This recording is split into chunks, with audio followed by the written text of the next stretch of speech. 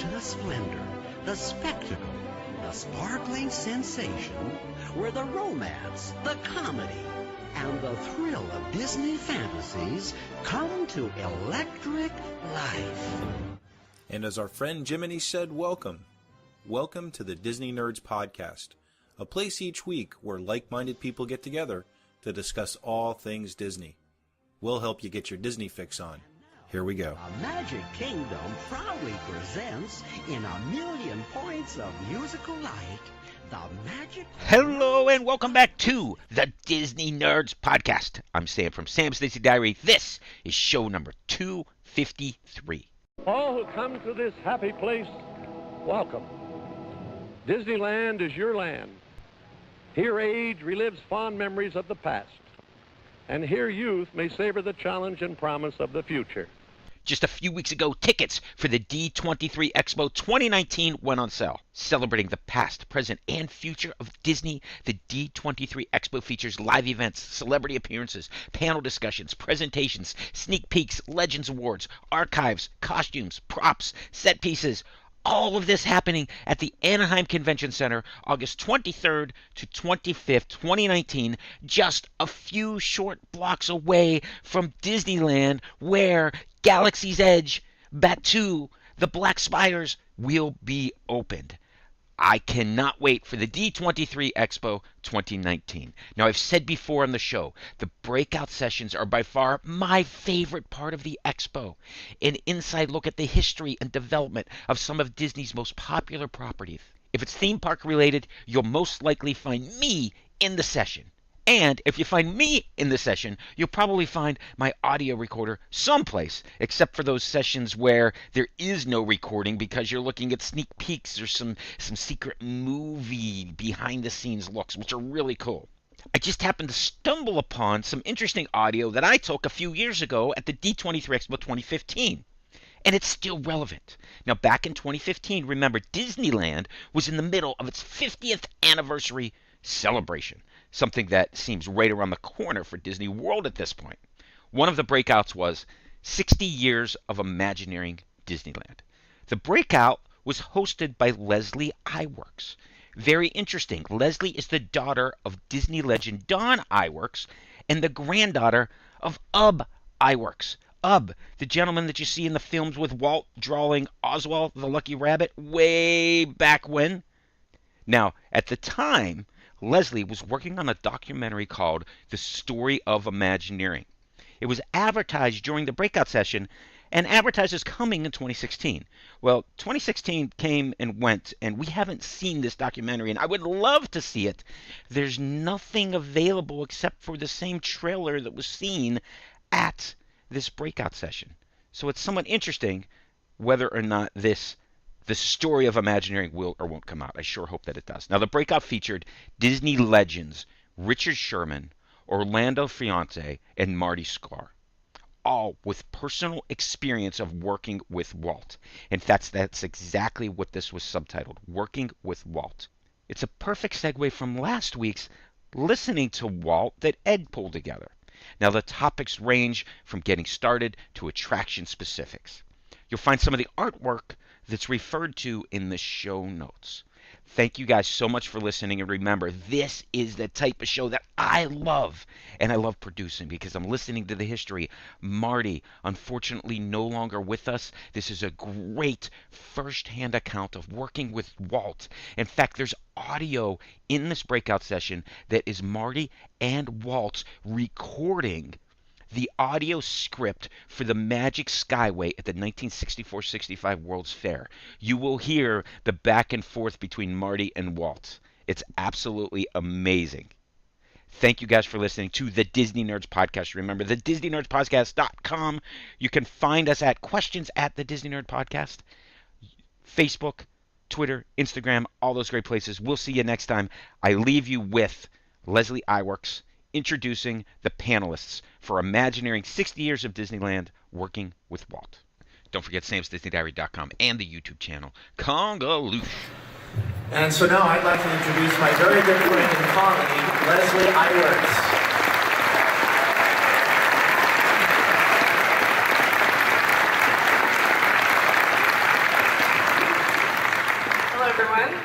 great to be here to celebrate Disneyland's 60th Diamond Anniversary and to moderate this distinguished panel of Imagineers. It's been an amazing experience for me growing up behind the scenes of the Disney company, catching a glimpse of some of the magic at an early age. And even more exciting right now as an adult and as a filmmaker to be telling the story of this amazing group of creative people around the world and having the experience to travel to all the different parks and talk to so many people about what it means to be an Imagineer.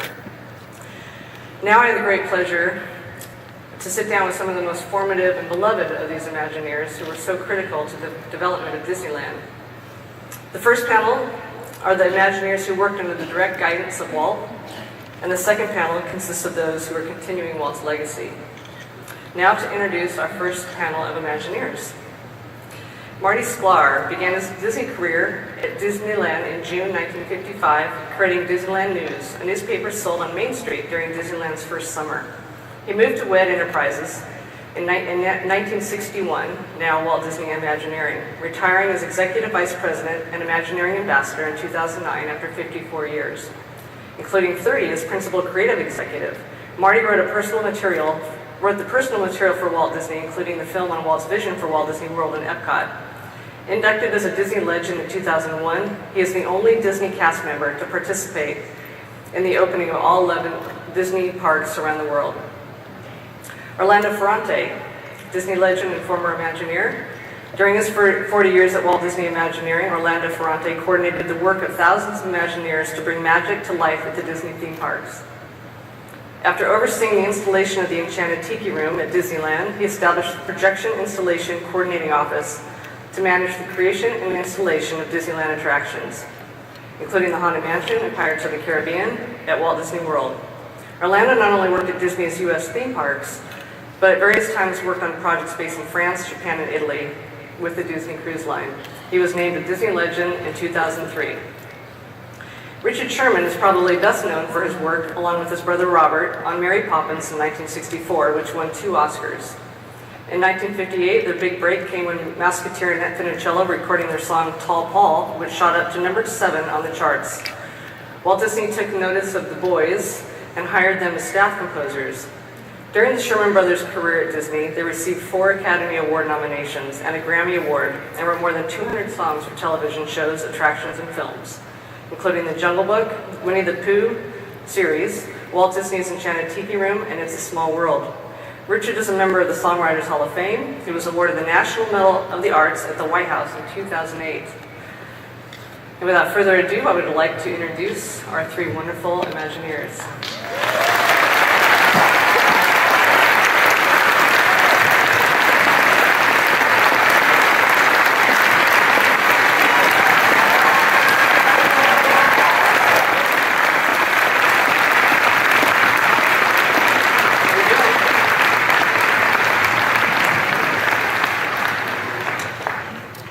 Thank you for being here. This is so great.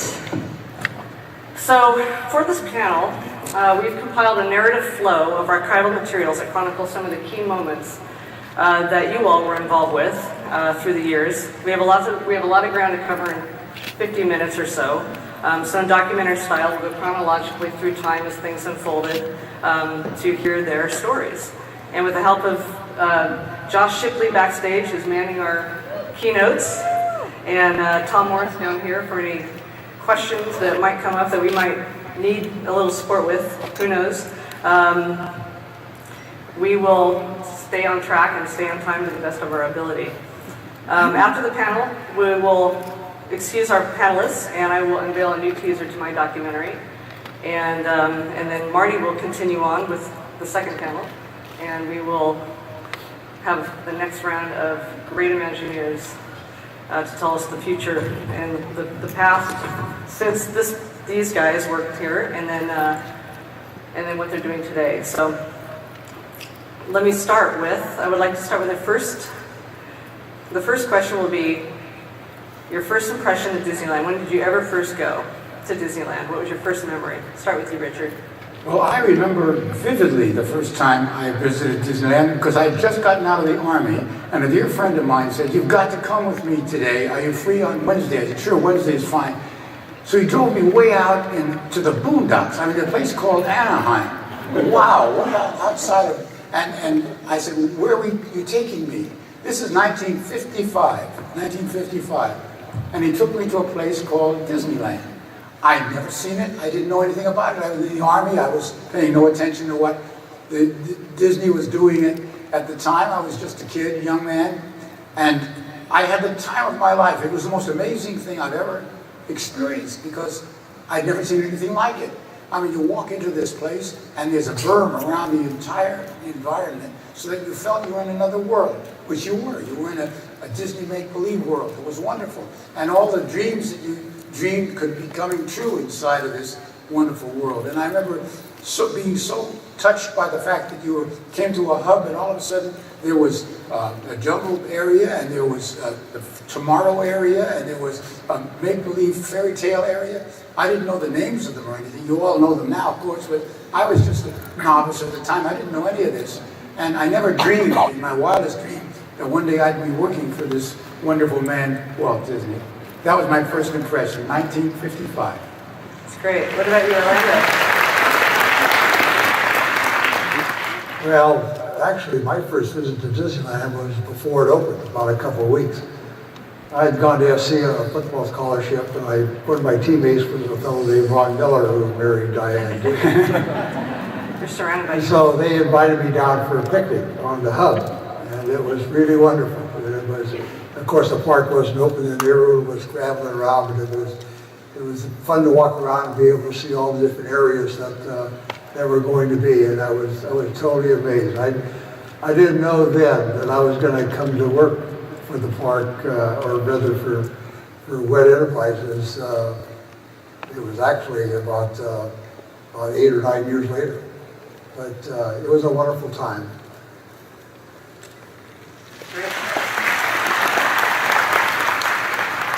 Well, I was fortunate that I didn't go to USC. And as a matter of fact, I was about to be the editor of the Daily Bruin at UCLA. And so I had been hired to do, I think we'll talk about this later, a tabloid newspaper to be sold for 10 cents on Main Street. So my first visit to Disneyland was my first day of work, a month before Disneyland opened. And, you know, Max Lark for Disney 23 magazine asked me to talk about that, and I wrote this. It was my first day as a cast member, about to start my first professional job as editor of the Disneyland News, soon to be sold on Main Street for 10 cents that first summer. Was this place real, or was I dreaming?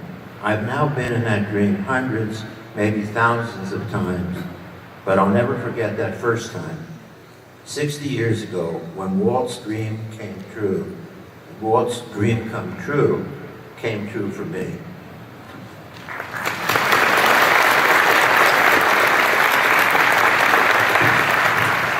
So, in these early days, tell us a little bit about how you started, and you had to pitch this idea to Walt. Give us a little bit of background, Marty, on how you first started.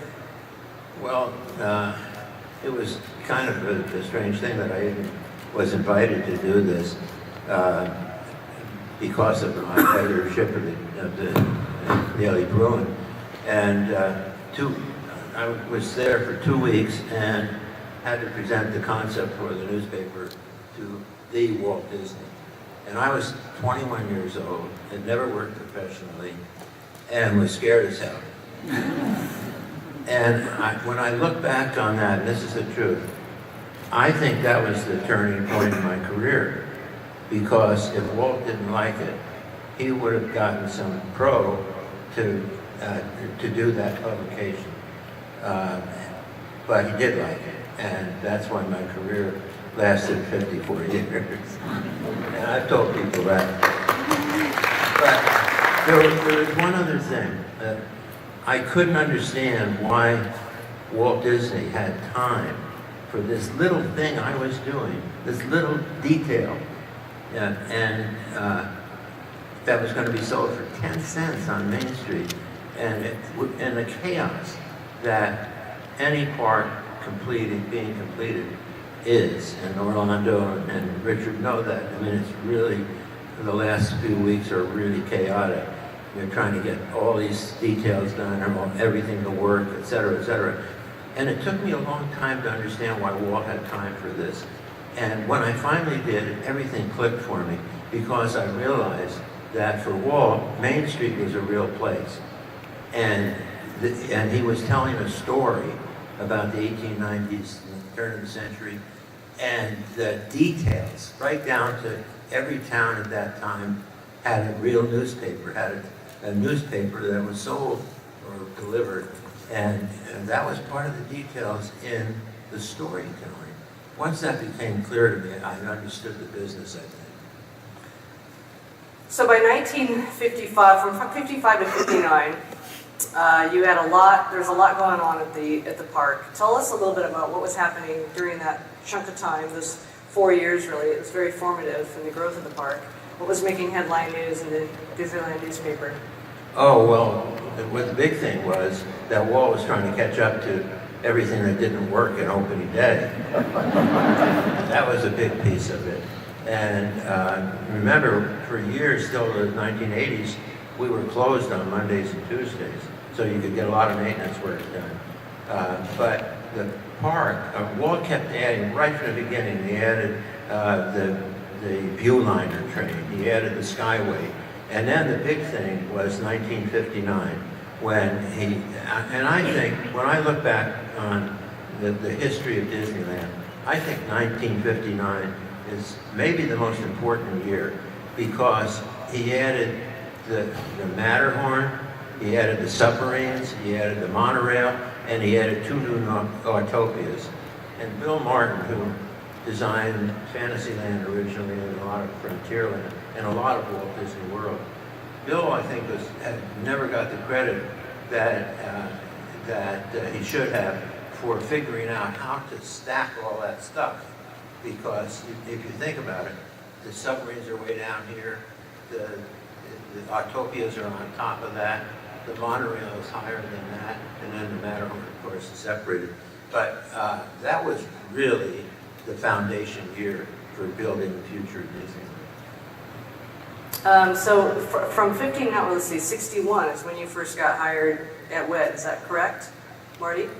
You got hired at WED in 61, right? Well, I got moved. You got moved. PR at Disneyland, and I was moved to WED to work on the World's Fair. And tell me a little bit about moving over up to Glendale, or was it still at the studio at the time? Which building did you start to work from? WED had just moved into the building on Sonora, 800 Sonora Avenue, not the one we're in now, 1401 Flower Street, but the little building out in front. Which is the one in this photograph. Yeah. Final front. You know what was, let's see, yeah, the smaller picture. But what was wonderful about that is the parking. We didn't have the Maple building where all the production and manufacturing was later done. So the parking lot was right in the back of the building, and you came in the back of the building through the model shop, and you had to get to any of the offices. So everybody knew what was going on. And we only had, when we started the World's Fair, Orlando knows this, we only had 100 people, totally. And so everybody knew it was really great. If you saw something that you thought could be improved, you could pass on the note to whoever was working on it. And everybody knew everything, which is really wonderful.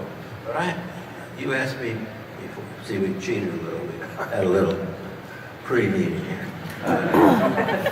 You asked me how I ended up at WED. I worked for a wonderful, wonderful man by the name of Eddie Meck, who was the head of publicity at Disneyland. And Eddie was an icon, a legend in the business. And we were having coffee at what was then called Hills Brothers Coffee House. And Walt came in and sat down with us and started a conversation. And pretty soon he turned to me and he said, "What are you doing, Marty?" And I said, "I was writing all the publicity for Disneyland at the time." And he looked at Eddie, my boss, and he said, "We're going to have to give you something more important to do." and a couple of weeks later, I was transferred to WED to work on the World's Fair. That was Walt. He knew his people. No, seriously. Walt knew his people. He was the greatest casting director I ever saw. He absolutely knew the talents of the people and how to mix people. Some people never talked to each other except at work, and he knew how to get the best out of them, even with that. So we have a slide of some of these early people in the model shop, and let's see, there we go. You recognize some of these folks right over here? You want me to name them? Left to right? No, you don't have to name. Just, tell us a little bit about some of these folks. You got Herb Ryman and Mark Davis and Mary Blair and Blaine and... This was the first team that Walt brought over from the studio. I mean, there's Mark Davis, Mary Blair, Herb Ryman, John Hench is not in it, Tee Ex Atencio, Claude Coates, Yale Gracie, Albertino, Wathel Rogers, Ken O'Brien, Colin Campbell. Oh, these were Blaine Gibson, who recently passed away. This was the first team, believe me, and they were mentors to all of us, and fabulous talents. Every one of them could do what their specialty was, and a lot of other things as well. And they were wonderful people. So then the next slide is Harriet, of course, and tell us a little bit about the ladies of the model shop. Well, up in one corner is Glenda von Kessel. She did some of the birds and other things, and Harriet Burns with the big parrot. Walt loved Harriet because Harriet could sling it with all the boys, and Walt liked to come. He would come out and just sit at Harriet's desk, talk to her, even if he wasn't talking to any of the rest of us. But he wanted to get his hands dirty, and quite often he did. He loved that. And that other picture is Mark Davis and Claude Coates and Ex Atencio with Mark's sketches of the pirates. And I don't mean this in a negative way at all, but Mark and Claude would never go to lunch together. They were different personalities, but put them together in designing a show with Mark doing all the business, the gags, and Claude laying out the pirates as he did. And there's a wonderful story about X. We did a mock-up of the auction scene at Imagineering before Walt was still alive, and we had a buck that put Walt at the eye level of the guests, who were going to ride through on the boats, and pushed it through. And Walt really loved it, but X got nervous. He'd written all the narration, we played all the narration, and he said to Walt, "I think I've written too much narration." And Walt said, "X, think of it this way. You're at a giant cocktail party, and you go through, and you pick up this voice over here, and the voice over here, and somebody talking about this over here, and somebody talking, but you don't get it all. So you have to go back, and you have to write it again."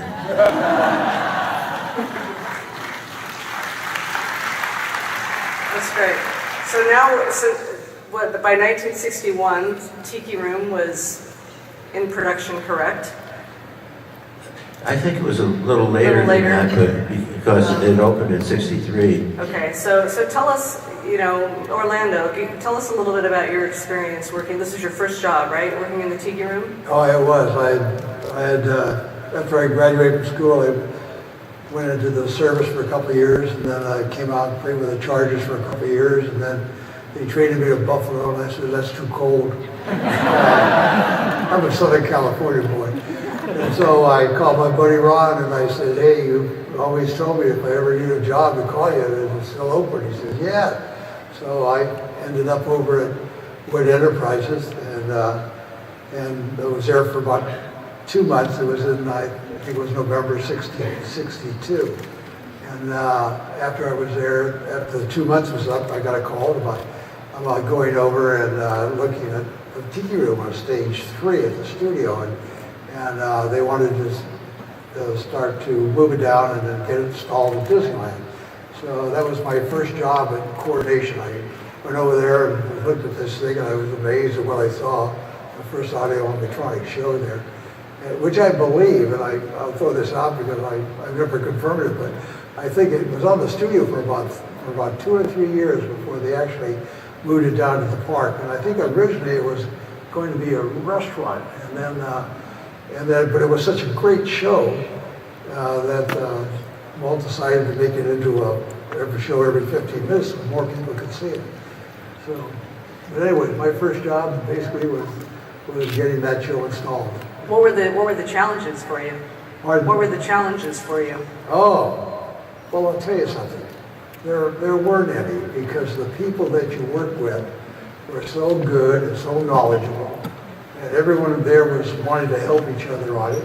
It was a matter of just knowing when it was needed, and just coordinating at the right times to make things appear at the park when they were needed to do the installation. And there was never a problem that you couldn't solve. You don't even think of things like that. Walt did solve one problem, and I must tell you, this is, you might not be aware of this, but there's a new word that was bandied about the studio. It was a thing called audio animatronics. To get your mouth around audio animatronics, that's quite something. But that's the movement, the lifelike movement of inanimate objects, which of course Walt was working on Lincoln, he was working on the Enchanted Tiki Room, he was working on many things that had movement of that kind. And Walt used to bring VIPs and friends down to a little corner of stage 3 at the studio, the big huge sound stage, which was a mock-up of an Enchanted Tiki Room. And it was there that they just had bridge chairs to sit on, and you sat in the middle, and people would sit there and listen to, first of all, orchids would come down out of the sky and sing, and then birds would chirp away, and then tiki torches, tiki poles would be going, ugga bugga, ugga bugga, ugga bugga, and people would look at it fascinated and say to Walt, "This is great, Walt, but what the hell is it?" This is true. And so Bob and I have been at the studio about a year and a half, 2 years, writing songs for all of his various television shows and movies and things like productions. And one day he said, "Go down to stage 3 after lunch today. I want to see something." So Bob and I, this is our first time to even see audio animatronics. So we sat in these little uncomfortable chairs in the middle of this room, and Walt said, "Okay, now start it." So all of a sudden down came these orchids singing, "Let's all sing like the birdies sing," and this whole show goes on, and we were looking at it, and after the lights went up again, we looked at Walt and said, "It's great, Walt, but what the hell is it?" He says, "Everybody says that." That's it. He said, so I know my brother Bob and I were a little bit confused. We said, "Why are we here?" He says, "You're going to write a song that's going to explain all of this. Because we need to start a song on this." "Oh, I see." I said, "That's what we have to do. We have to explain what this is." "Oh my goodness." So we said, "Now, do you have, perhaps in this menage of birds, do you have a parrot? Because people could believe a parrot could sing and sing a lyric or something." And so Walt immediately, this is how his mind worked. He said, "No, but we can have 4 parrots. We could have a Dutch parrot, we could have a Spanish parrot, we could have a French parrot." He was already creating something, because then everybody in the room can see the parrot. We'd have him up there, and now you're going to sing me a song. What kind of a song are you going to have? So you have to think very fast about this. You really, truly did. So we had been there, we've been exposed for a half an hour by this time to this Enchanted Tiki Room. And I don't think he even called it then at that time, it was just the Tiki Room or something.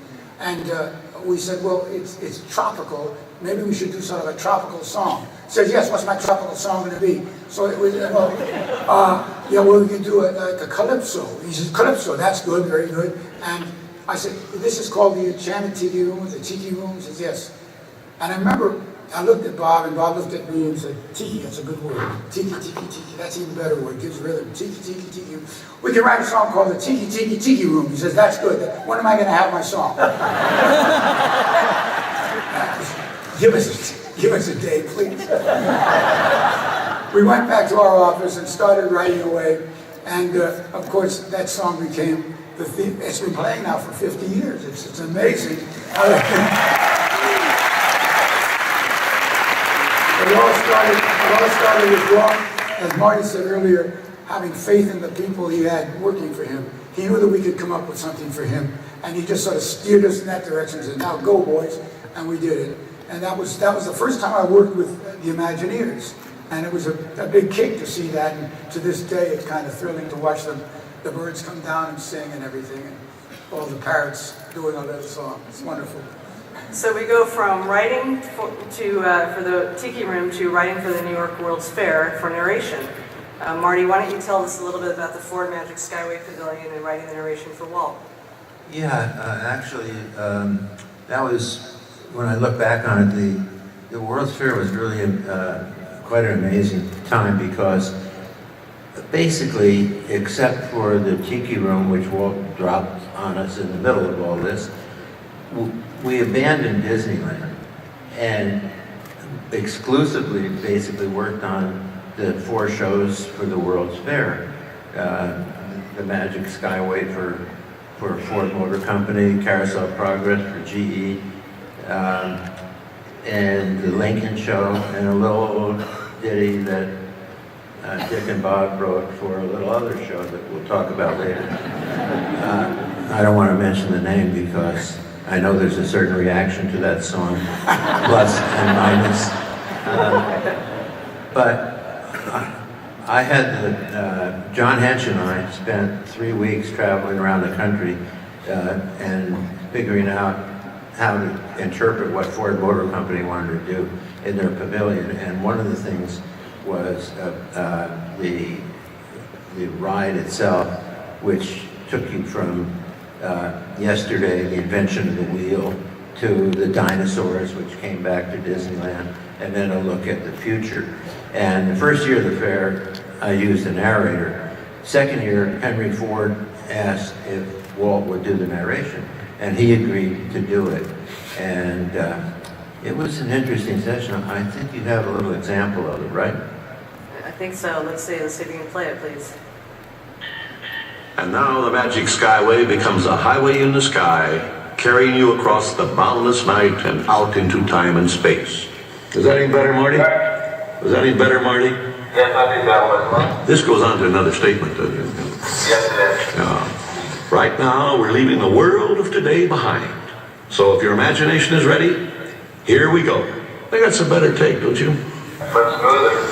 Good take. Yeah. Want to try a clean one? A little confused here. I don't know when you cut in there, fellas. I mean, when I stop. We're waiting for you to say cut. Well, I meant if I turn this way, I'd cut, yeah. You send this to Ford and you edit it, Marty. I'll take it back. Well, you're going to edit it, though. Oh, yeah. Yeah, good.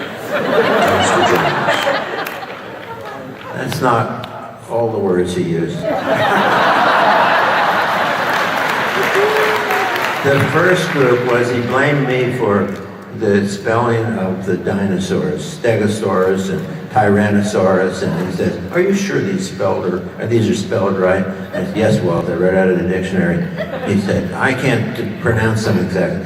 First of all, he had a bad cough that morning, and so it was an interesting morning.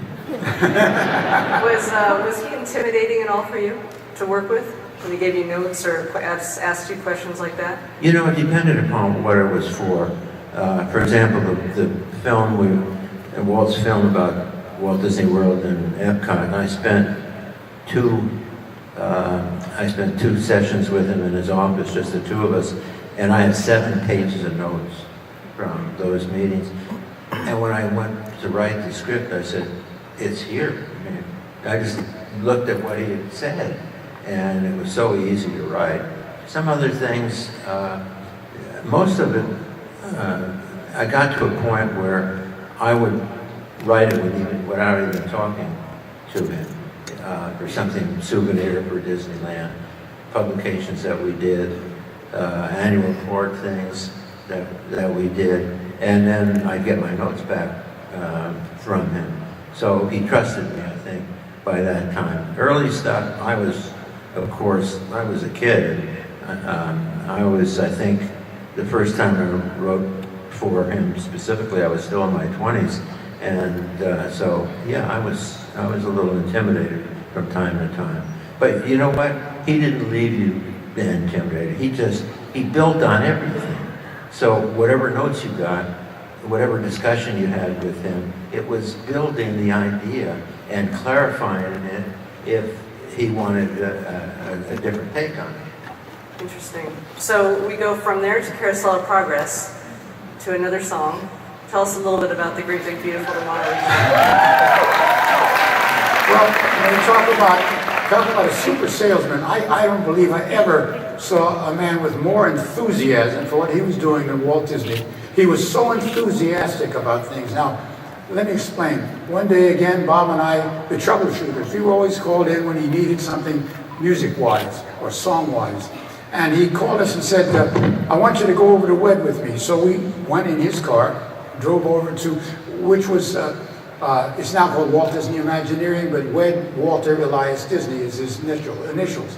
So we drove over to the plant where the Imagineers were, and Walt took us into this room where there was this beautiful mock-up, a giant mock-up of this thing we'd never seen before in our lives. It was like a big carousel going around, and he said, now the people come in over here, and he started talking with this enthusiasm you can't believe. You know, you were there, I remember that. And he said, and they load over here, and the loading section then moves around to this thing, and we see this first thing, and it's 1910, and we see, and I want to have a jazz kind of a ragtime song playing over here, and then we're going to move the next time around to the next thing, and it's going to be like the 20s, the roaring 20s with that kind of music. And then it's going to move around again to the 30s and 40s, we'll have jazz and swing. And all. He kept talking about what he wanted, and it was like this magical experience because he was so enthusiastic. And he said, it's all about the future, how new things are always happening, and there's always going to be something new. I need a song like that. Can you do that? Oh, yeah, well, I think we can do that, yeah. He said, you know, tomorrow, there's always some new things happening tomorrow. Well, we got inspired, and we started talking about the thing. I remember either Bob or I forget which one of us said, well, Walt has a dream, and that's the start. And I said, that's a good line for a song. But we can't say, well, man has a dream, and that's the start. Yeah, that's good, that's good. And Walt, with his enthusiasm, it was always bursting with this enthusiasm. So there's a great, big, beautiful tomorrow. Oh my God, we got a song. Here we did. And we wrote that song for Walt. And as enthusiastic as he was about telling us about it, when he played the song, I finished singing the song for him, and he says, yeah, that'll work. that was Walt. He never made you feel too good. He always kept you on your toes. But God bless him, he was marvelous. But he steered us right into what we had to do. And so that's how we got to write Great Big Beautiful Tomorrow. And so the clip that we have to show, you were just singing with Walt. This is for, was it a promotional film? Yes, actually Walt wanted some more money to complete the Carousel of Progress. He needed some more money. And he knew if he could get the people at GE as enthused as he was about it, he'd have no trouble. And so I think, Marty, you wrote the script for this. I wrote it. He wrote a script, and we introduced the song, and then Walt introduced us, and then he dismissed us, and then he went on telling you about the thing. Do you have some footage? Yeah, we can show that. This is the cue ending to that. The songwriters, Dick and Bob Sherman of the Walt Disney Studio. The Sherman brothers have written many of the wonderful songs for motion pictures and television shows, and I think this song, written especially for you, captures the spirit of the General Electric Pavilion at the New York World's Fair. Thanks, boys. Say goodbye to folks. There's a great, big, beautiful tomorrow. As I said, that's the spirit. Now let's hear the theme song of the Carousel Theater. There's a great, big, beautiful tomorrow, shining at the end of every day. There's a great, big, beautiful tomorrow, and tomorrow's just a dream away. just the start. He follows his dream with mind and heart. And when it becomes a reality, it's a dream come true for you and me. So there's a great, big, beautiful tomorrow shining at the end of every day. There's a great, big, beautiful tomorrow, just a dream away.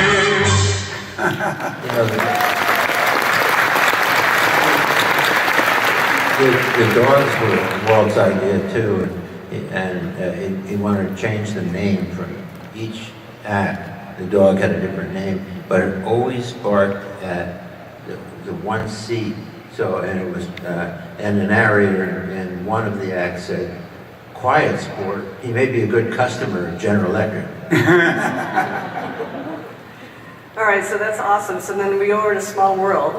Were you working on Small World before or simultaneously? No, that came after Make It Beautiful. Again, this was one of those things where Bob and I were the troubleshooters. The Imagineers had come up with this incredible tribute to the children of the world, and it was for UNICEF, and it was a very, very splendid, incredible boat ride that they were inventing. And Bob and I got a call from Walt several months, perhaps 6 or 8 months after the GE thing we did, and he said, "Come down to stage 2, or wherever they had this mock-up of what was going to be the Small World ride."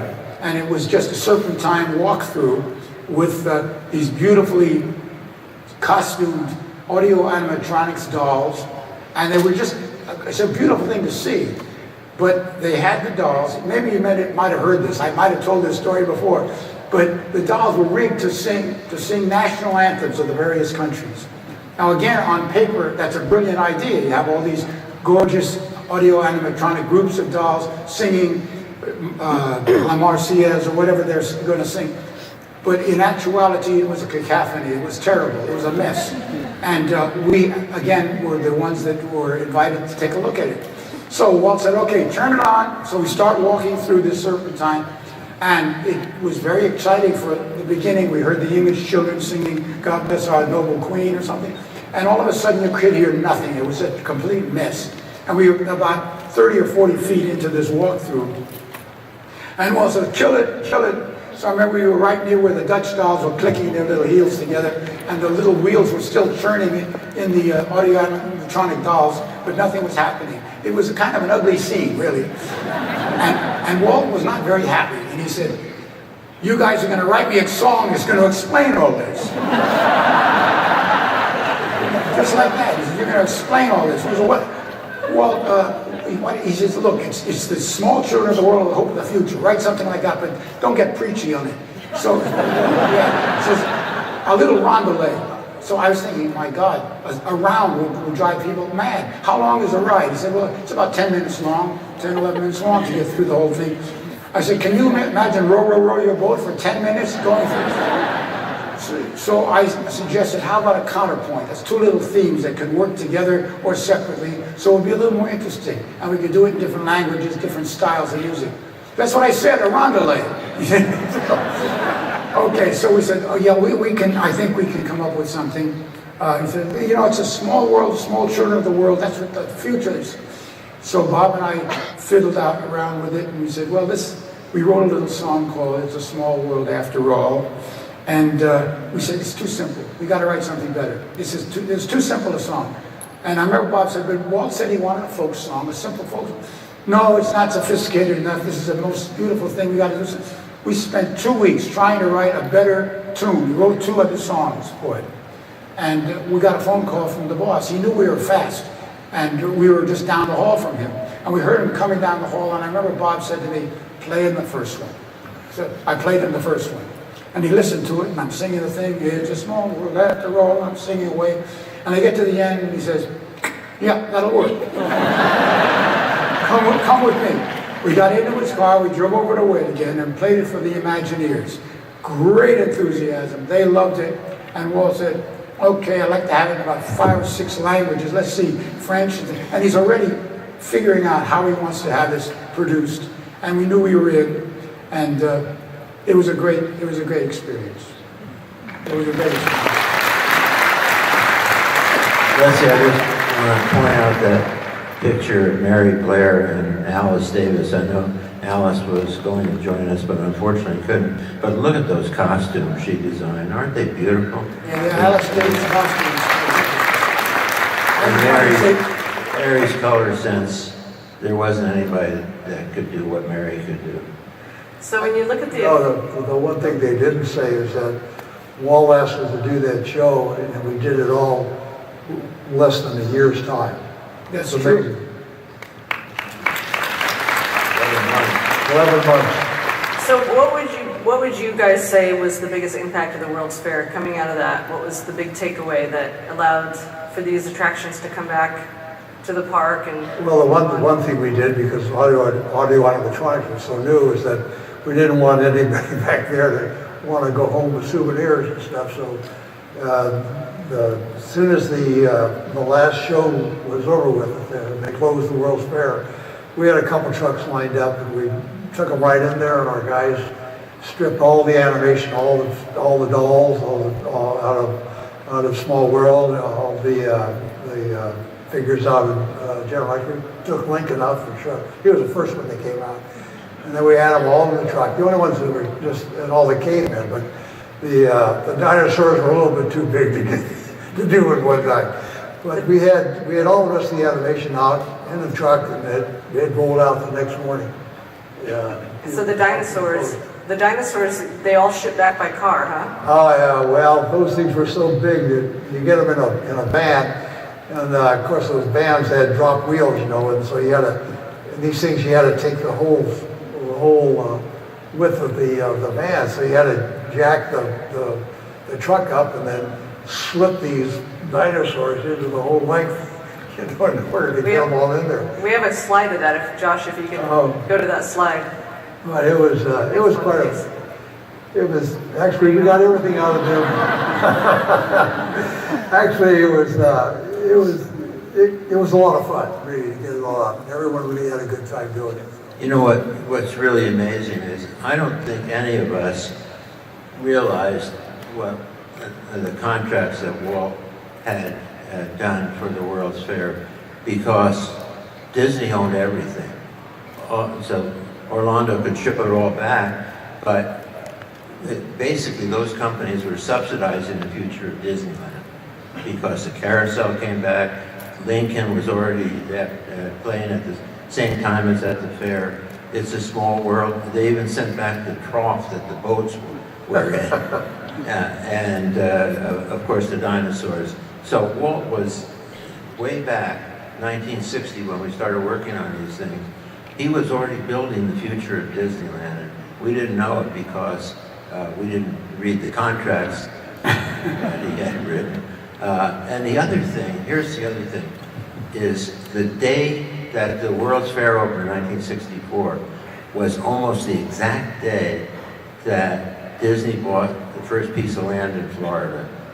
So he knew exactly what he was doing. He was going back before that audience in the East and saying, here we come, you better get used to it and start planning. So meanwhile, construction started back up with Haunted Mansion, New Orleans Square. New Orleans Square was almost completed, from what I understand, and Pirates of the Caribbean. All this was happening at this time frame, and then you've got Pirates, which surprisingly to some started out as a wax museum walkthrough. What was the reason for the decision to go from wax museum to actual plume ride, Marty? It's the same as Edison Square. The carousel started out as Edison Square, a walkthrough on a side street in Disneyland. But after the World's Fair, we had the carousel handling 3,600 people an hour. We had It's a Small World handling 3,600 people an hour. We couldn't go back to doing a walkthrough where you had 600 people an hour, not in Disneyland. And so it was capacity and being able to move people through those attractions. The boat ride in It's a Small World basically was the harbinger for probably the pirate boat. And so there was a huge learning curve of audio animatronics, moving people, all of those things, and even training people, because the operating staff had people back running It's a Small World. So on the one hand, we were designing and building all these things and creating the songs for it and everything, but on the other hand, we were also training a lot of people on how to operate these systems. Orlando, what were the challenges from your perspective of well, attraction? you bring them all back, and that you start working on right away because they knew Small World was going to go into Disneyland right away, and also great moments. Great moments with Mr. Lincoln, and also the GE show. A lot of the pirates ended up, believe it or not, we put the dinosaurs in the diorama going around the train track, but some of the pirates, the bodies of them ended up as pirates. A lot of them did. But no, we were, as soon as all the animation came back, the guys in the shop were really right on top of just starting to rehab them and making sure they're just like new to be able to go into Disneyland. By the way, how come the cavemen didn't make it in? Huh? How come the cavemen didn't make it in? Oh, because there wasn't a place for them, I guess. I don't know, Marty will have to ask that one. No, I want Orlando to tell the story about the spasms that Lincoln had and why. When we put him there's a story about that when we installed Lincoln into Disneyland, and every show we were working fine, but every once in a while, and it wasn't on any time schedule, but the figure when it was standing up and doing his speech would all come to the big jerk going back and forth. Oh my God! He does it very well, I think. What's the model for it? We thought the figure would go, tear itself apart, but it was very random, and it might happen, a couple times a week, or maybe not for a week, and then all of a sudden it would happen, again real quickly. And we put all sorts of monitors on it and figured that we knew it was some sort of a power flow that was coming through that we couldn't control. And we couldn't figure out where it was coming from, but they finally, after about 6 months, they finally figured it out. Is that when the monorails, the tracks are right behind the building that housed the great moments of Mr. Lincoln, and when the two monorails would pass each other right behind the building, the power surge that happened would just go right through that building and just make digging go. Everyone felt a lot better when we finally figured that one out. But maybe it was Bob Gurr that did it. I don't know. So, going back to Pirates, that was the last attraction that you all worked on with Walt, or the last attraction that he worked on, I should say, before he passed away. I interviewed Raleigh Crump about this, and I'd like to play a clip and let you all see what he said about that time frame. And it was kind of a sad time. It was very sad because I think what happened was without Walt, there was a lot of shuffling in management and different people wanting different positions and stuff. And John Hinch made the strongest statement of all. He said, "Now we'll know how much of our work Walt did for us." That's tough. And you saw that. You saw how much he really did. Yeah, I think about everything that I did and the comments that he made to me. So yeah, it was tough.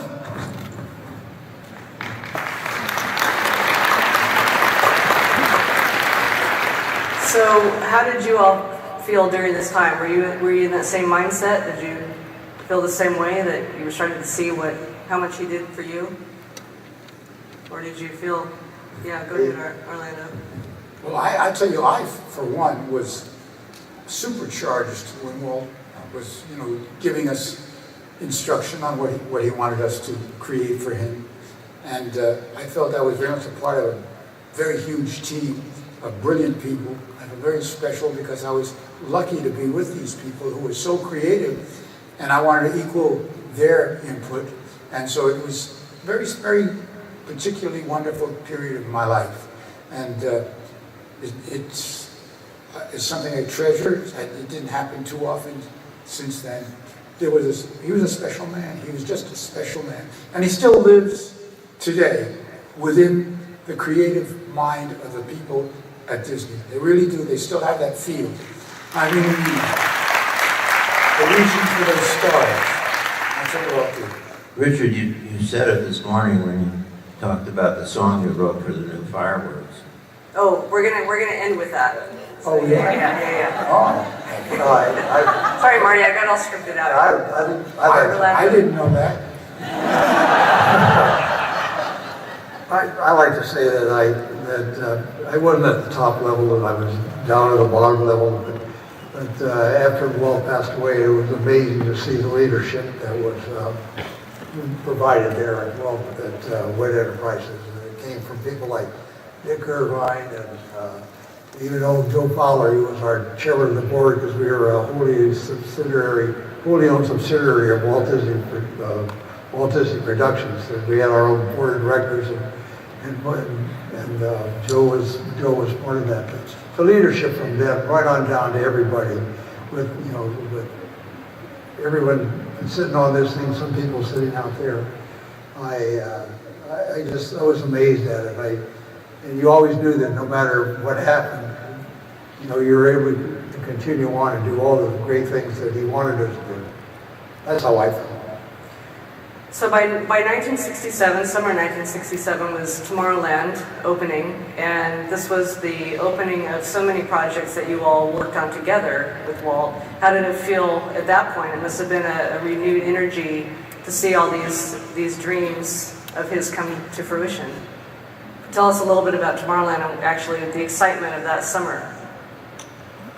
Well, I think, well, there are all new things, a lot of new things in Tomorrowland, including the People Mover. I think the most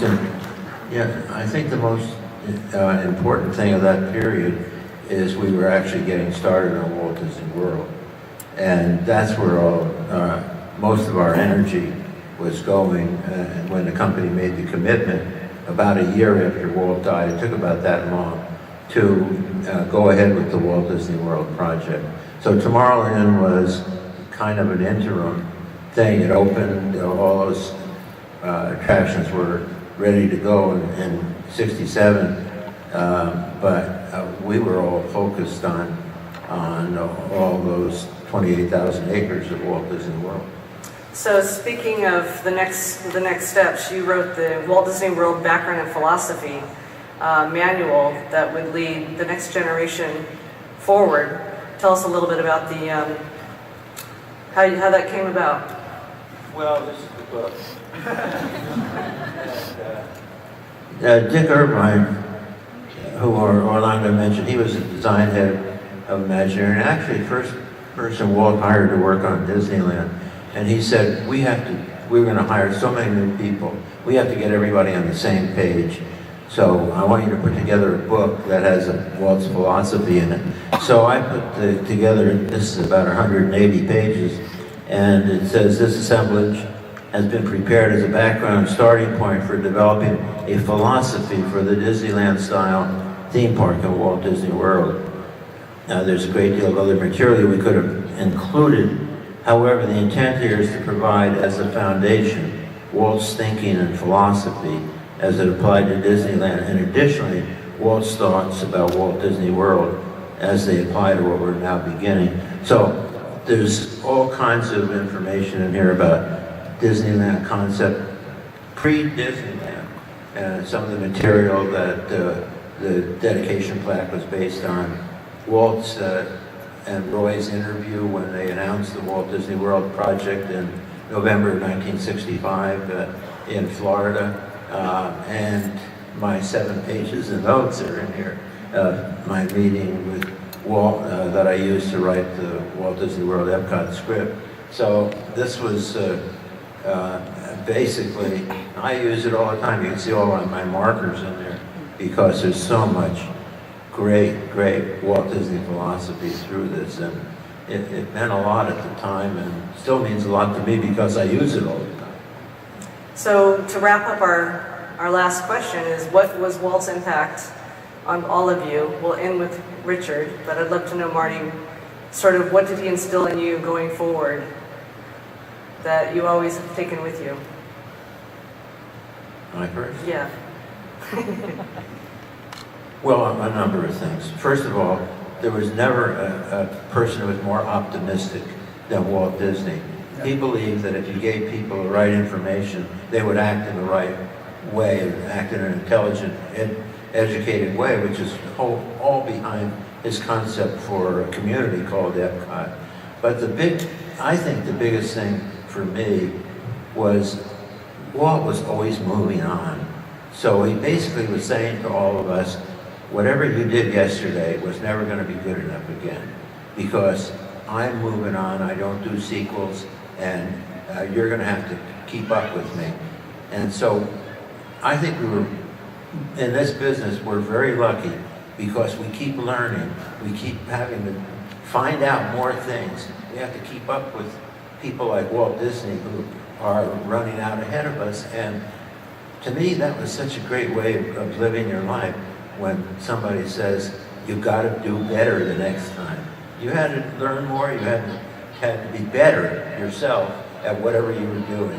What a way to live your life. Amazing leader. Well, the biggest thing is that there's nothing that you can't accomplish.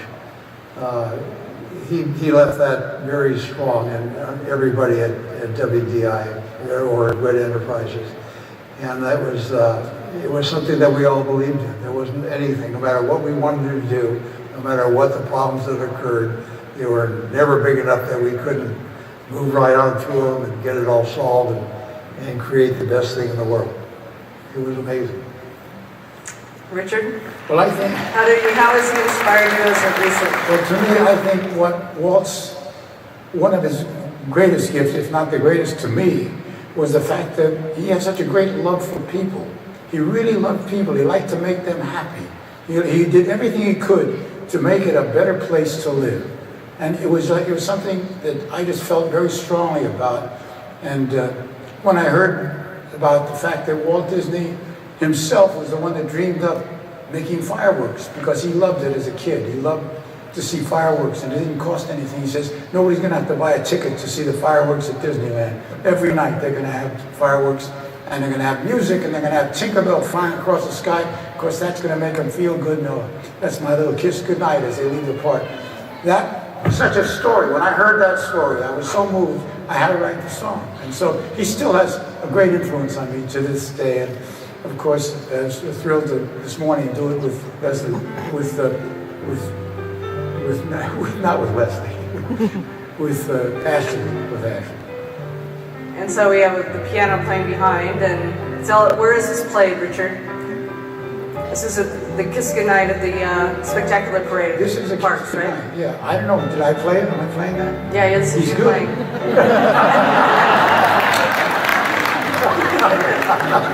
The answer to the question is that Disney, in all their wonders, sent for Mary Poppins, the girl that played Mary Poppins in New York for 4 years, and took it on the road, and Ashley Brown, and brought her out to record it for all time, for it to be here. And again, it's Disney magic. It's wonderful. That's great. Well, this has been an amazing hour, and I think our time is up, but I want to thank all of you for such a wonderful honor to chat with you on stage. And all of you again, and all of us.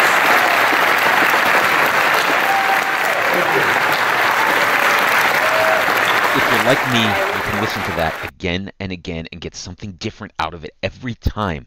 The stories from Marty, from Richard, from Orlando. Absolutely amazing working with Walt. Now, if you like that, I think that you'll also like the second breakout session that was the current Imagineers and extending that legacy. Essentially, it's the second set of Imagineers that learned from the originals that worked with Walt. I'm talking about Kevin Rafferty, Tony Baxter, and those.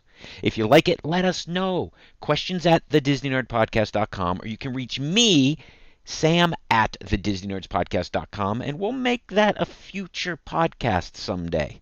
Till then, make sure you subscribe for all the good stuff. We have lots of good things coming. We're going to look at Epcot Center and its 5-year plan. We're going to look at the not-so-scary Halloween party. We have some people that are just coming back from the party, waiting to share with you some of the new things, like real people in Pirates of the Caribbean. Amazing. TheDisneyNerdsPodcast.com. Sam from Sam's Disney Diary, thank you guys for listening. We'll see you next time. Congaloosh!